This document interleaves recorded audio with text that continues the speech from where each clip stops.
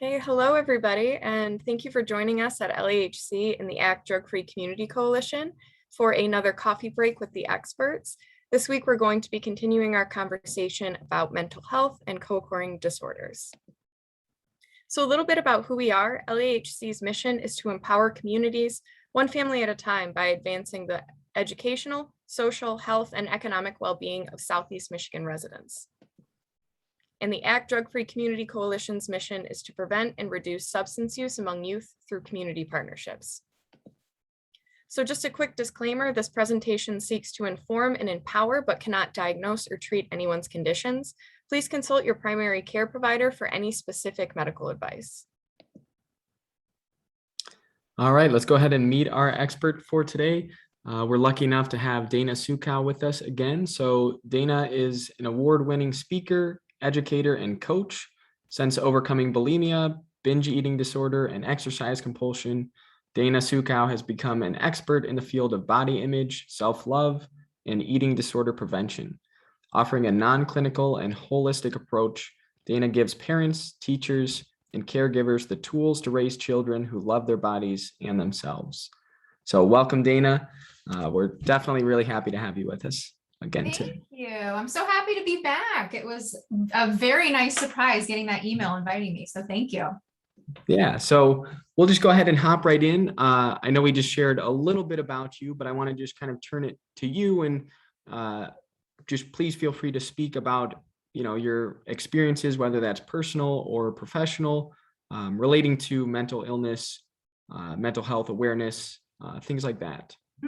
Yeah. So, I mean, such a broad topic to talk about, but, to bring it to the personal, I mean, I have had anxiety since I can remember. I have, these slight OCD tendencies. I've got my stuff, and I had an eating disorder. I mean, just because I'm coming here saying I'm an expert, I've done the work, I'm here, I can educate other people. I still have my stuff, I like to say, like, I'm perfectly imperfect and I'm still working on myself. I'm still trying to be better. But, at the end of the day, I've got my quirks, I've got my weirdness, I've got my awkward stuff that, does make life, it's me. It comes with the package of me. And, I think the idea that we struggle alone is something that is really sort of prevalent with these mental health issues. And for me, when I really was struggling with my eating disorder, when I found an online community of people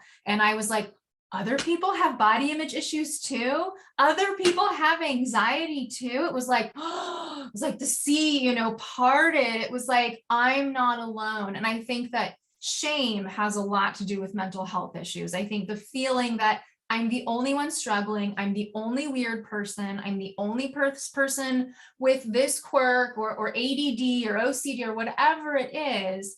And then we start feeling, alone, shame. We start keeping the world, the outside world away from us. And we kind of aren't able to be vulnerable with other people because we're really afraid of being seen. So a lot of the work that I've done over the years is about being able to be seen, letting people into the real Dana, not worrying that I have to be perfect all the time, realizing that a lot of times when I share, oh, well, I'm, struggling with X or I'm feeling, Y and Z today. A lot of times it helps the other person go, oh my gosh, me too.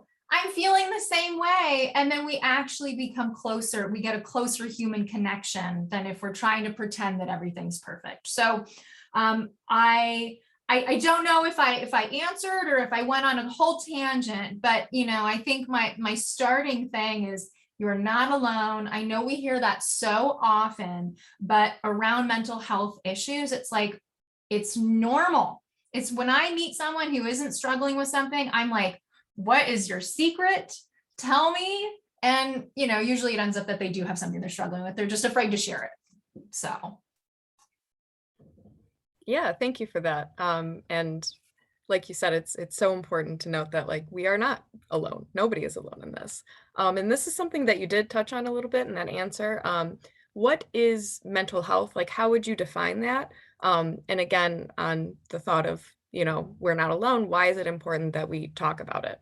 Yeah, I mean, it's important that we talk about it because then we start getting eating disorders. We get, suicide, depression, anxiety. We if we don't talk about this stuff, we end up festering with it inside. We end up again feeling like we're alone, feeling like it's not a normal thing to talk about, and a lot of times we don't get help. I remember when I first was reaching out to get a therapist when I was really struggling with my eating disorder years and years ago. And I felt like I was really broken because I needed to reach out to help. There was such a stigma for me of going, well, I finally hit rock bottom that I'm emailing trying to find a therapist.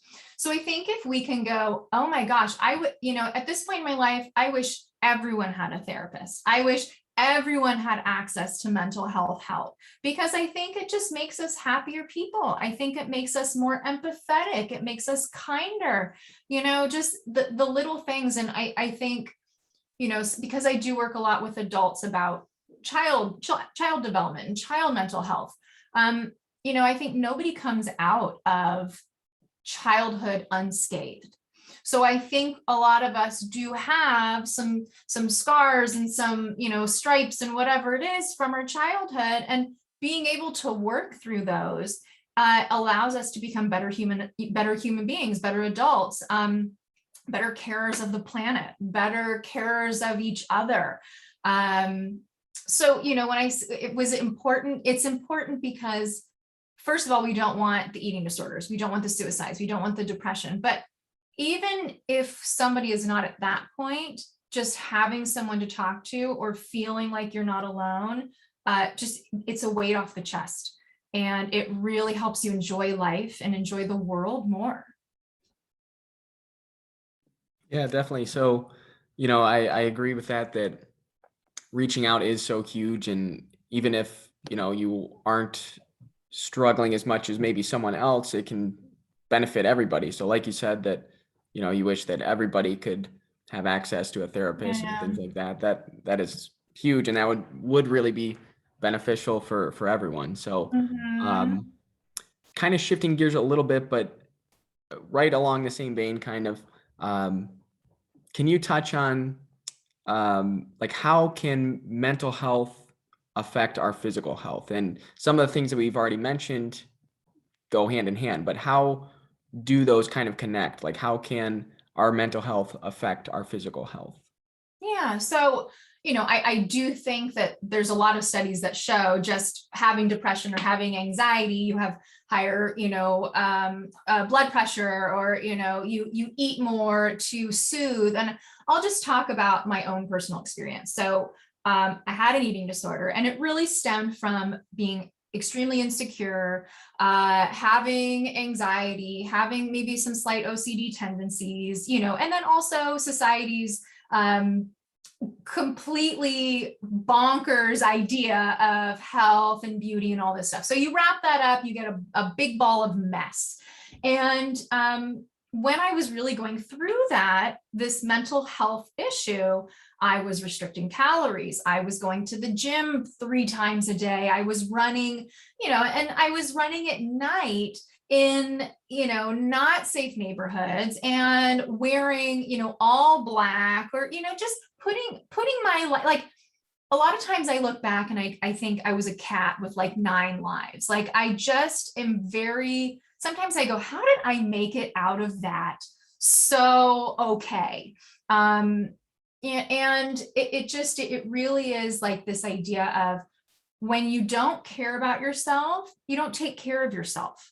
And you want to, my work is all about love your body, accept your body, but we've got to love all the sticky parts of us. We've got to, or accept, we've got to be okay with all the stuff that comes with us. And when we're fighting it, we're fighting ourselves. So, again, to take that idea of, when I hated myself, when I was dealing the most, when I was the worst with my mental health, I was treating my body the worst. And this also happens with substance abuse, people using drugs to escape, people drinking to escape, people putting themselves, again, like what I'm saying I did, in high risk situations. So it really does, not just to say, sure, if you're depressed and you go to the doctor, I'm sure your blood work and all of the stuff's going to come back, probably not tip top shape, but also you're living a more high risk life. You're not treating yourself as you would a best friend, as you would someone that you love. So I think, again, because I'm not a doctor, I'm not going to say, well, X correlates to Y, but I will say, look, I've lived it. I've lived it. I know what it feels like. And it sucks. It sucks knowing that you're actively fighting against yourself. It almost, I remember when I was really struggling, it felt like I had like two heads. Like what it was like, the cricket on the shoulder and then like the devil on the shoulder. I just felt like I was just fighting constantly. So I know what it's like, and I hate it. Yeah, absolutely. And I think it's so important that you touched on the idea that the way in which our mental health can affect our bodies isn't just directly, this is the condition, this is how it affects our bodies, but rather, the choices that we make as a result of that.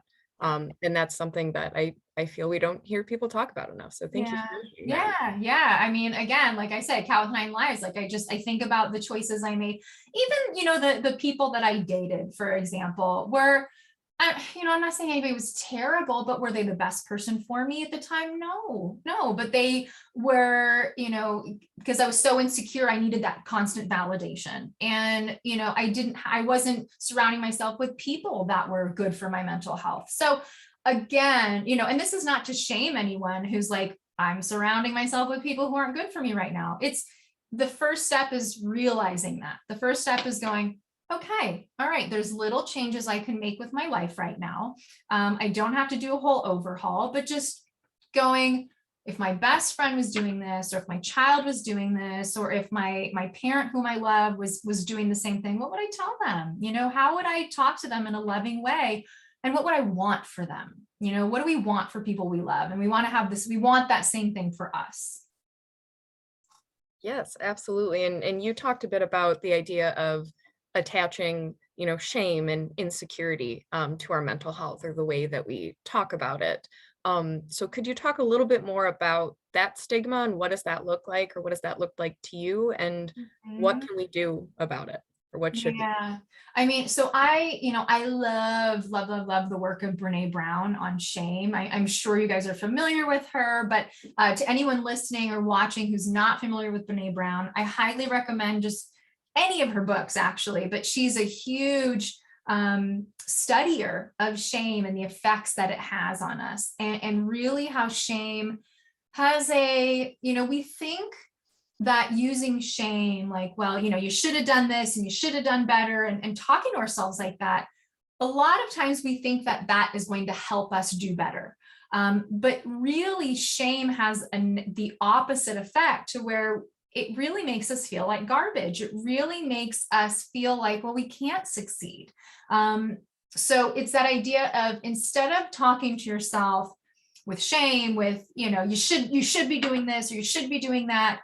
Because a lot of times when I used to speak to myself that way, and sometimes I still do, I go, screw it, fine. I know I shouldn't be doing this. Well, fine, I'm going to do it anyway. And then you can mess up your life. And instead, we really want to be our own cheerleader. We want to be that person inside that's like, with the pom-poms going, yes, Dana, I know you can do it. Yes, everyone, I know you can do it. And the same thing, like if you fall, or you don't pass the test, or, you do something that you didn't want to do, it's like, okay, it's all right. We're going to get through it. This sucks right now, but we're going to get through it. And I think that's something, especially with the work that I do with parents and families, is this idea that a lot of parents come to me and they say, my child did something, or my child's upset about, something, and I don't know what to say. And what I say is, find a time that you dealt with something similar and share that, so they know they're not alone. But also, by sharing it, you let them know that they're going to make it through, that not only they're not alone, but you survived that when you went through it. So, for me to share my eating disorder, it lets people know that that they're going through an eating disorder, there is a light at the end of the tunnel. You will get through it. It sucks. It's tough, but you'll get through it. People with anxiety, that things do get better. Once you learn to manage it, once you learn to deal with it, once you get help for it. So really that idea of shame, of thinking we're alone, talking to ourselves in such a negative way, I just go, again, talking earlier, like I said, the best friend, but the things I've said to myself, I would never say to someone I loved in the past. And so I was really trying to remember to switch that mind frame. Yeah, thank you for that. Your answer to that kind of leads right into this question. So you were talking about, kind of being your own cheerleader, changing kind of your outlook and things like that. So in your experience, how do people tend to, change how they view mental health or think about mental health throughout their lifespan? Can you touch on that a little bit more? Yeah. I think that there's a big movement now of people talking about mental health. We have, was it Michael Phelps, the Olympian, who's part of the app. I don't, just Talk to Me or whatever the apps are, but we've got, it's becoming very talked about. It's becoming less of a stigma and more of, like I've seen, screenshots of like dating apps where someone says, if I'll swipe right if you see a therapist, or, something like that. Like we're now bringing up this idea of mental health, that I want to date someone rounded, or I want to have a friend that's rounded, or I want my parents to be, balanced. And I think we're starting to see the benefit of that. I think that the younger generations we see so much mental health stuff online, on our social media feeds. It's really a popular thing to talk about. And I love that. I love it. I think that that's incredible. So I think there's a generational thing also of warming up to it. I think there's things happening with women's empowerment. I think there's things happening with men becoming more in touch with emotions and being allowed to feel and allowed to be upset and sad. We're talking about disparities with mental health, with race issues, and other types of issues where we're talking about class issues or things like that. So I think all of this stuff is coming to light, and really this thread that sort of binds it is, how can we help people process their trauma? How can we help people process the issues that they're having, and get people to feel balanced in a world that doesn't feel balanced? Yes, thank you for that. And we talk about the idea that this is now becoming a normal conversation, or more so at the very least. People are getting used to talking about this, and so there's less fear around that. But that hasn't always been the case, right? And I think our environment determines a lot of our beliefs. So can you talk a little bit more about how someone's experience or environment, be that like on a large scale, we've talked about just societally, this is, a normal conversation now, or even just in the home, how do those things affect what we believe about mental health? I think people, especially parents, take it more seriously, or at least the next generations will start taking it more seriously.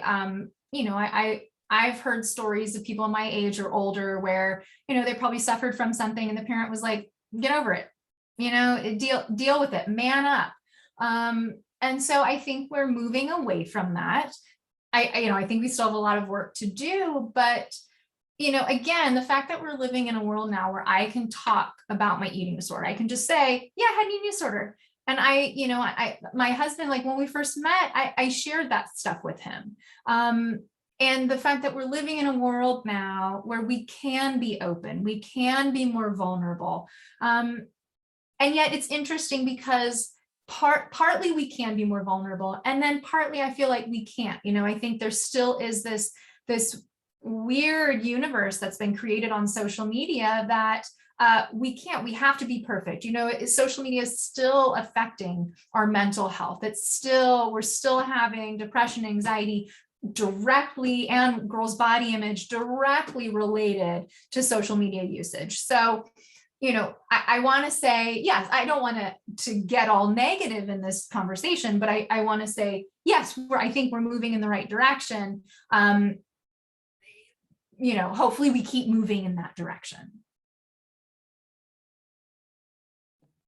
Right. And so that is going to lead us, I think, into our probably final question here. So, going forward, moving in that right direction,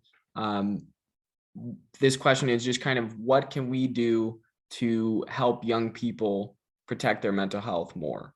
Yeah, that's a great question. And, look, again, I'm not a doctor, but as someone who has struggled, as someone who has gone through it, it's very interesting when you guys reached out to do this talk. I actually haven't done talks in a while. I have taken a very big break from social media. I just really stepped back the last year, I think 2020 and 2021, and I can't believe we're going to be in 2022 now, but I'm still processing 2020. I can't believe we're going to be going into the other year, but I needed to take a step back. I was so addicted to social media. I was so, if I would spend hours putting something together, I would post it.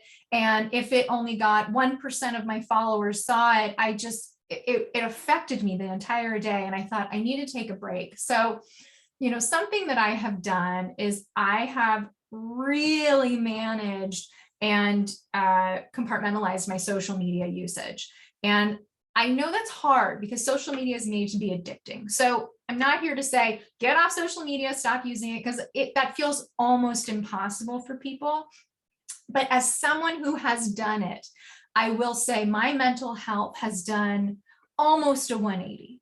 I mean, of course, again, I still struggle. I still got my stuff, but the comparison, the body image stuff, the nitpicking that, I'm starting to get great eyebrows. And instead of sitting in front of a mirror and plucking them, I'm like, okay, all right, it's coming, it's happening. But just little things like that. And also my attention span has gotten better. My anxiety of feeling I need to check something has gotten better.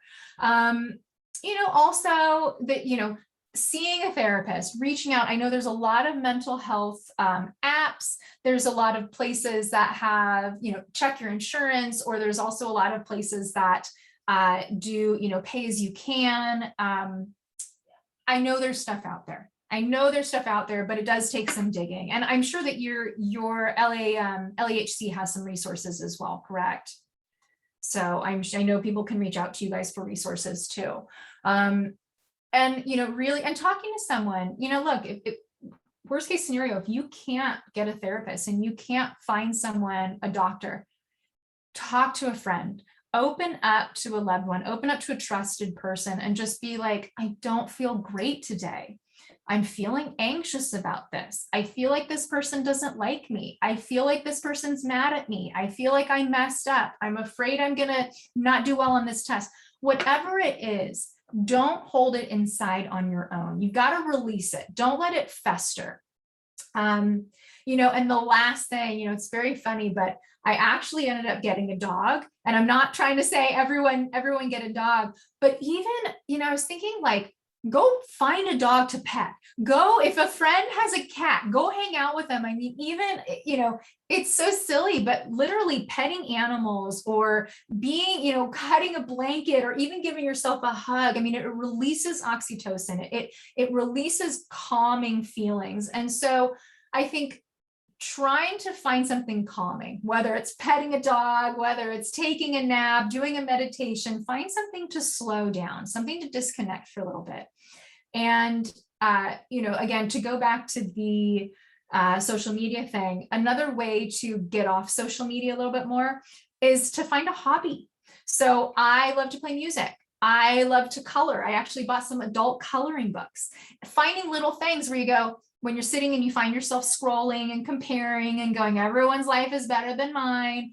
Start coloring. Go listen to a song you like. Go learn to play the piano. Like, find a little hobby. Doesn't have to be something huge. Doesn't have to be something life-changing. Garden, whatever it is, find something little that every time you notice that you're you've been on, it's been 2 hours and you're just scrolling through your feed or you're on the explore page, just shift over to something else. So I think is limiting social media, finding some kind of hobby, finding something calming, and opening up with what you're dealing with is really finding someone to talk to. Yes, thank you so much for that. And thank you so much for being with us today. I think it's so important that we prioritize those things that bring us comfort and joy. And I think we forget how much those things can help. So, I appreciate that reminder, and I appreciate everything that you said today. Oh, thank you. And here, let me close it. I'm going to give you guys a gift of my dog. 1 second.